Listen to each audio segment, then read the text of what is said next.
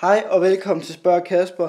Jeg har fået et spørgsmål fra Thomas Olsen, der skriver: Hey Kasper, mit navn er Thomas. Mig og mine venner ser alle de nye videoer, og lad mig lige sige, at det er pissefedt, det du laver. Jeg har et spørgsmål, der lyder: Hvor mange piger har du været i seng med, og er det kun piger eller også drenge?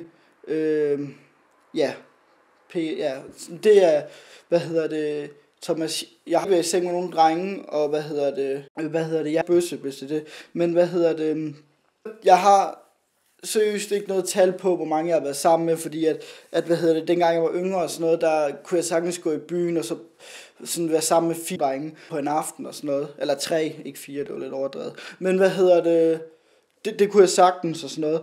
Så ja, og jeg har seriøst ikke noget tal på det, fordi jeg gjorde det næsten hver weekend, jeg gjorde.